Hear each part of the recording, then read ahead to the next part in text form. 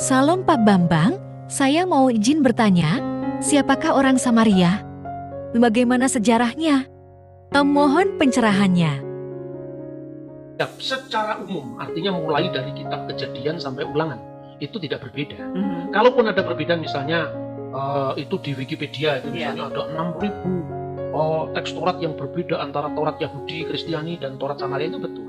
Tapi perbedaan itu karena apa? Pertama, sekitar 3.000 perbedaan itu terjadi karena apa? Cara penulisan.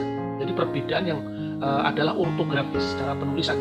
Jadi misalnya kan di kalangan orang Yahudi sendiri maupun gereja kuno itu terjadi.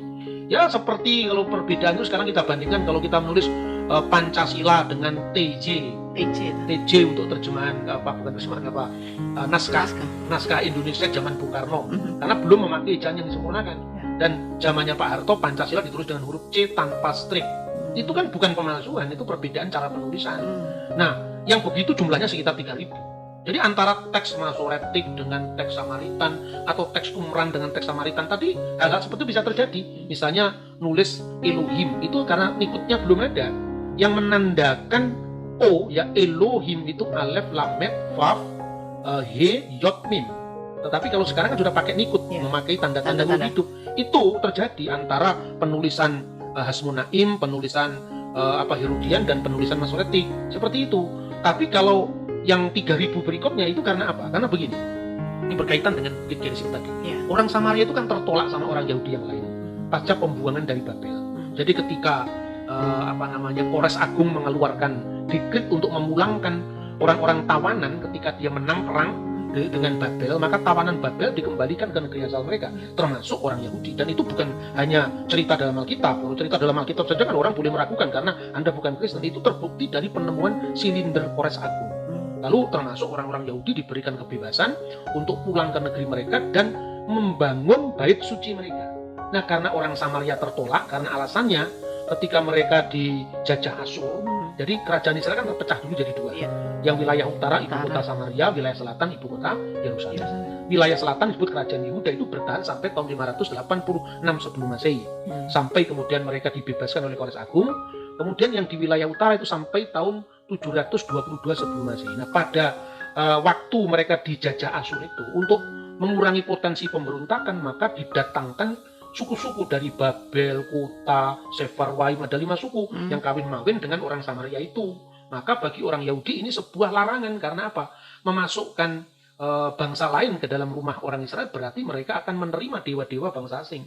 Itu Abu Dazarah, penyembahan berhala. Lalu meskipun saya kira orang Samaria sendiri tetap setia pada Allah yang disembah oleh Israel, tetapi kan tidak tahu kakek moyangnya seperti apa. Ya, akhirnya mereka marah membuat bait suci tandingan. Nah, kalaupun ada perbedaan untuk menekankan aspek Gunung Gerizim tadi. Makanya ketika kita membaca kitab Taurat, terakhir kitab Devarim, kitab Ulangan, itu kan ya sampai ke Yordan, yaitu di Gunung Nebo ketika Musa melihat tanah perjanjian tapi tidak bisa memasukinya. Belum masuk ke tanah perjanjian. Nah, padahal mereka kan goalnya harus ke tanah perjanjian. Kalau cuma selesai di kitab Ulangan ya nggak nyambung dong sejarahnya. Maka sebagian dari pasal-pasal kitab Nabi Yosua itu sama orang Samaria dimasukkan ke kitab Ulangan. Nah, itu makanya ada 3.000 yang lain tadi. Kira-kira seperti itu. Nah, secara khusus tentang bait suci Yerusalem yang menolak orang Samaria, lalu mereka mengadakan bait Allah tandingan, waktu itu mereka membaca kitab Bereshit atau kitab Kejadian. Nah, kalau di dalam Taurat Yahudi dan Kristen itu bunyinya jelas. Pasal 20 ayat 2. Wa yomer Elohim, berfirmanlah Allah, Kahna et binecha et yehidcha, aser ahabta et yitsak, wilah leka el aret ha murya. Ya, berfirmanlah Allah, ambillah anakmu yang tunggal yang kau kasih, yaitu Ishak, dan bawalah dia ke tanah Murya. Bawalah dia ke tanah Murya, itu dibaca bawalah dia el aret ha murya, ke tanah More, dan tanah More diidentikan dengan Gerizim. Itu perbedaannya. Jadi perbedaan itu perbedaan akibat karena perpecahan.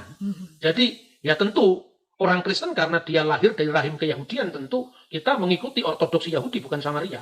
Saya kira itu, tapi semua itu didata dengan fair, tidak pernah disembunyikan. Oke Pak Bambang, penjelasan Anda sangat mencerahkan dan menguatkan iman kami. Terima kasih, Tuhan Yesus memberkati.